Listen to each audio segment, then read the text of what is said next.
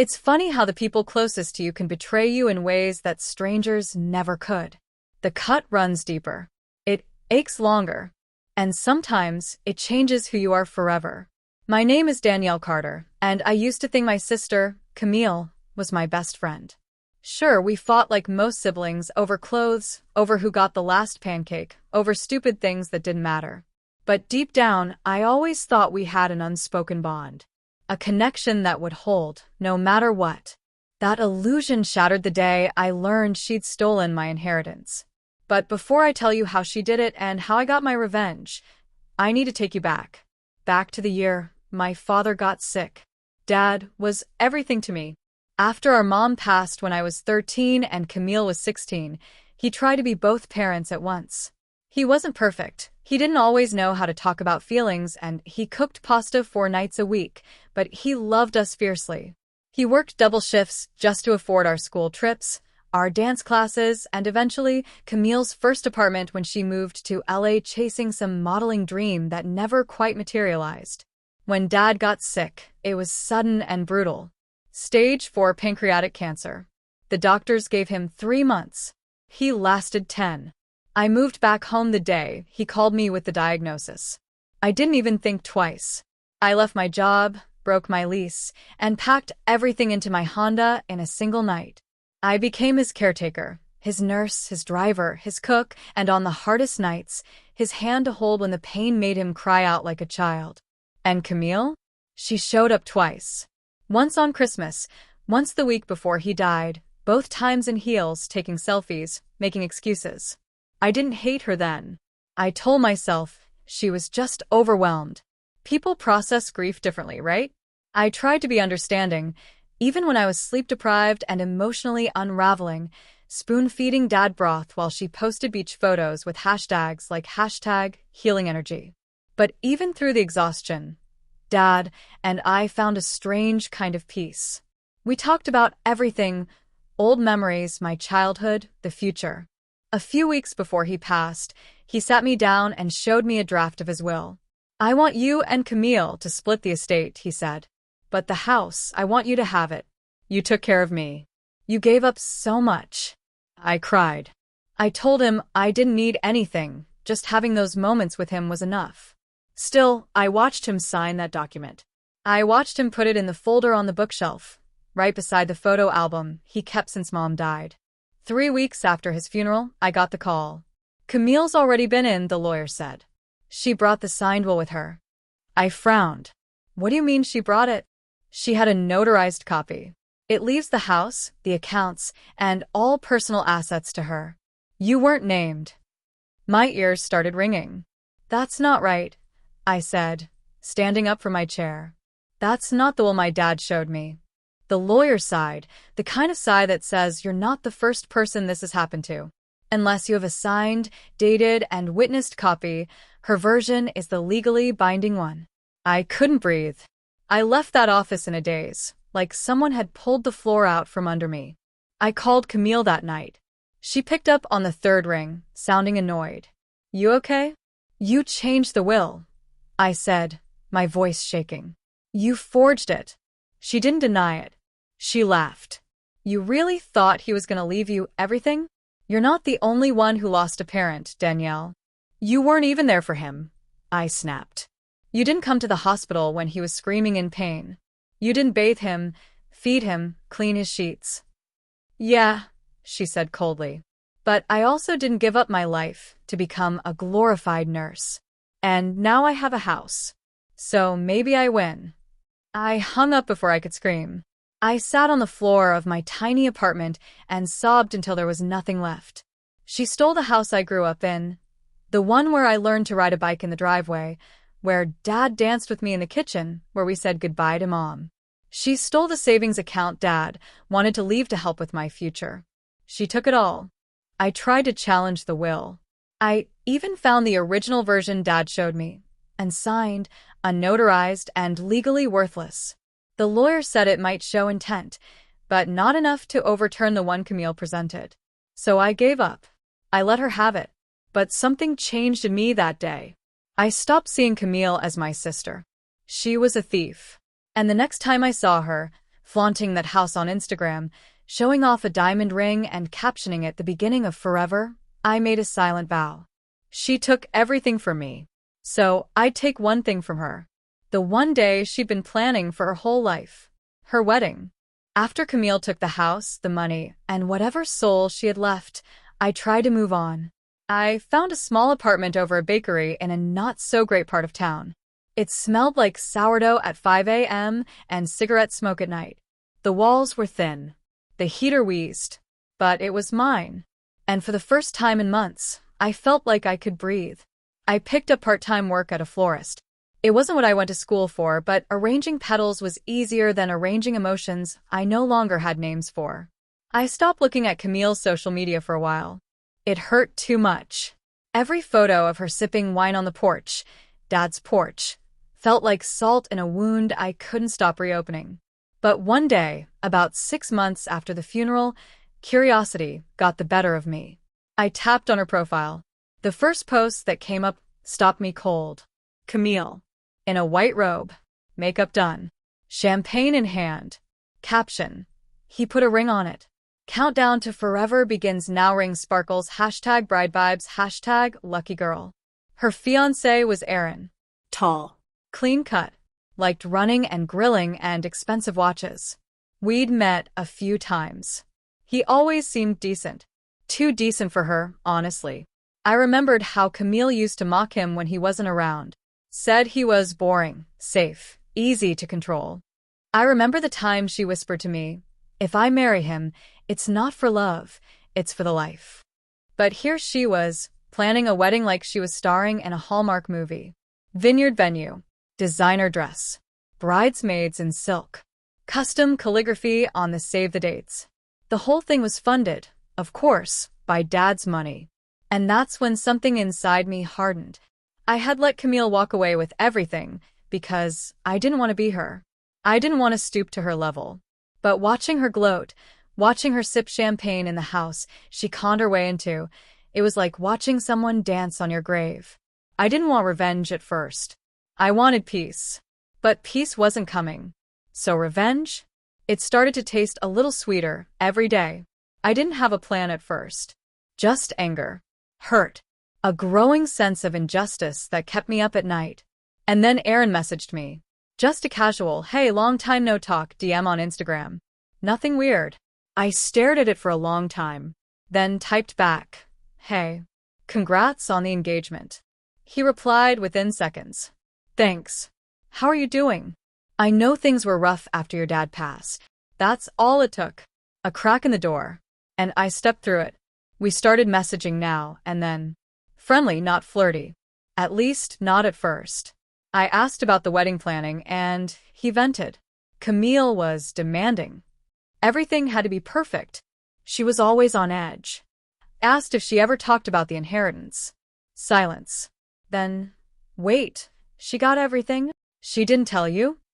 I replied, playing dumb. He sent a single-word answer. "No." That's when I knew.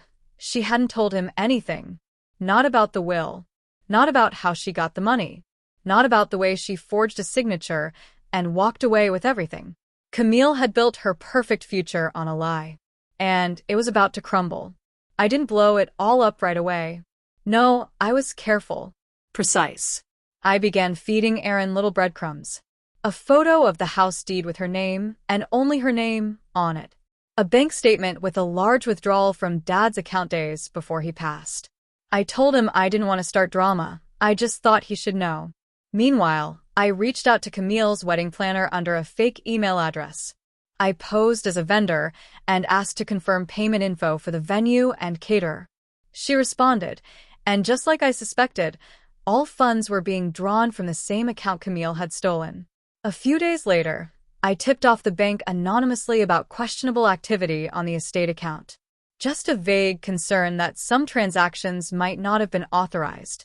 That alone froze $40,000 worth of wedding deposits. The venue canceled. The caterer backed out. And Camille? She started to unravel. I watched her meltdown in real time on social media. Stories of her crying over vendor nightmares, vague posts about fake people, captions like, "just trying to protect my peace." And through it all, Aaron kept talking to me. He asked questions. He started to pull away from her. And while I never directly said anything bad about Camille, I didn't have to. The truth was its own poison. The night before their rehearsal dinner, Camille posted a photo of her and Aaron kissing under a string of lights. I knew it was a lie. I could see it in his body language, the stiff shoulders, the distant gaze. I smiled, because I had one final card left to play. And I would play it the morning of her wedding. She stole my future. So I was going to steal hers, in the most unforgettable way possible. There's a certain kind of quiet that settles in when everything is about to fall apart. It's not loud. It's not dramatic. It's still, tense, like the air just before a thunderstorm. That's what the morning before Camille's wedding felt like.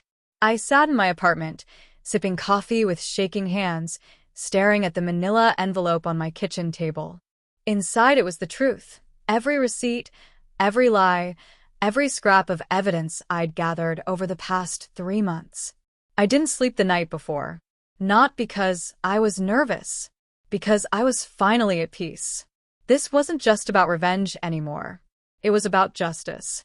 My father's last wishes had been spit on. I had been humiliated, cast aside, treated like a servant in my own family. Camille had taken everything I loved and twisted it into her personal trophy cabinet. And now it was her turn to lose something.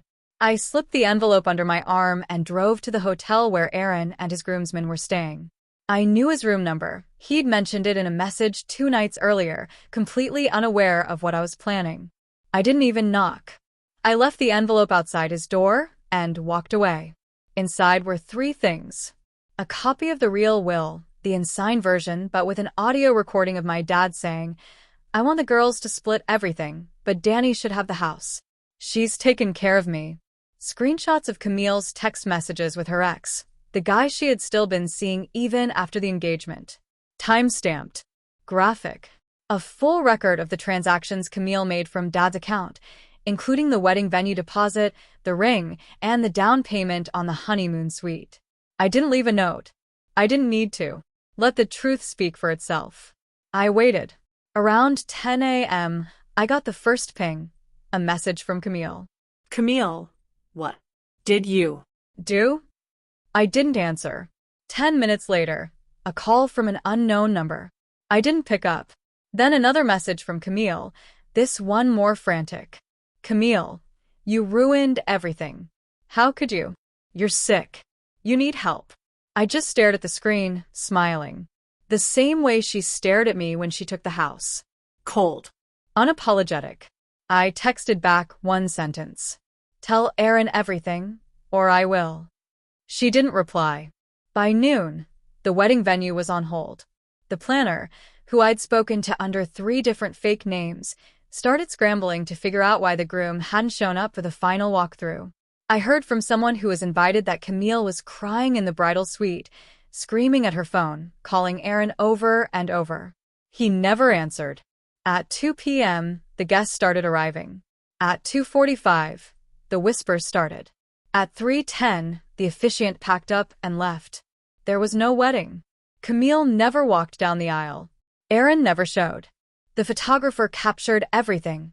The confused guests, the wilted bouquets, the half-melted cake, and Camille sitting alone on a white velvet chair, mascara running down her face. I watched it all unfold from a friend's apartment across town. We poured wine. We turned off our phones. And when my friend asked me if I felt bad, I gave her the most honest answer I could. No. Not even a little. Because here's what people don't understand about betrayal. It changes you. When someone who's supposed to love you, protect you, share blood with you, steals something that meant everything to you, they don't just take what's written in a will. They take your faith in people, your softness, your ability to trust. And sometimes, the only way to get it back is to take something from them. Something they care about. Something they can't replace. The next day, Camille went completely silent online. No new posts. No wedding photos. Just gone. Aaron eventually messaged me. He didn't say much. Just thank you. I needed to know. I didn't respond. This wasn't about getting him. or being the hero. It was about the truth. It was about standing up when no one else would. Camille had always been the one who got away with things, lying, manipulating, stealing. But not this time. This time, she got caught in her own web. And I was the one holding the scissors. 2 days after the wedding that never happened, I finally picked up Camille's call. I was standing in the same apartment where I'd nursed my grief months earlier, the tiny place above the bakery where the walls still smelled like burnt sugar and cigarettes. The place where I had cried myself to sleep after my dad's, what was stolen from me. Now, I felt nothing. Danielle, Camille said, her voice cracked, like she hadn't slept. Please. Just tell me why. I stayed quiet. I lost everything, she continued. The venue won't refund the deposit. The planner's threatening to sue. Aaron moved out. He won't answer my texts. I let the silence stretch. She was used to me fixing things, softening the blow, keeping the peace. I wasn't that version of me anymore. You stole our father's legacy, I finally said. You lied to me, forged his will, took everything, and then bragged about it like it was some twisted prize. And you're asking me why? I didn't mean, she started. No. I cut in, my voice steady. You meant it. You just didn't think I'd fight back. She let out this ugly little laugh, bitter, shaky. I thought we were family. I swallowed hard. So did I. Then I hung up. I haven't spoken to Camille since. But the fallout didn't stop there. Aaron told his side to a few mutual friends, and people started talking. Some remembered shady things she'd done in the past. Some had their own stories. By the end of the month, Camille had gone private on social media, deleted half her followers, and stopped showing her face around old friends. The perfect image she worked so hard to build cracked, then shattered. And the house? Well, karma has a funny way of showing up in ways you don't expect. Turns out when you forge a will and use estate money illegally, the IRS gets interested. The flagged account I'd reported? It triggered a review, then an audit, then an investigation. I never heard the full details, only that her assets were frozen, and the house was eventually listed under duress. It went on the market 3 months later. I didn't have the money to buy it, but something in me didn't want it anymore. That house was never going to feel like home again. Not after everything that happened in it and around it. That chapter was over. Instead, I used the little I had saved to open a modest flower shop in a quiet corner of the city. It's not fancy. No one's writing magazine articles about it. But I built it myself, with my own hands. No inheritance. No shortcuts. Just healing. One bouquet at a time. And sometimes, when I'm closing up at night, wiping down the counter, and humming to whatever soft jazz is playing through the speakers, I think about Dad. About how much he loved lilacs. About how he used to say, character isn't what you show when things are easy. It's what you do when things are unfair. Well, things were unfair. And I didn't crumble. I chose the long road. The hard one. The one without shortcuts. And when I look in the mirror now, I don't see the girl who was left with nothing. I see the woman who made sure justice was done. Camille might have ruined a part of my past, but I ruined her illusion and rebuilt my future in the process. That was the real inheritance all along.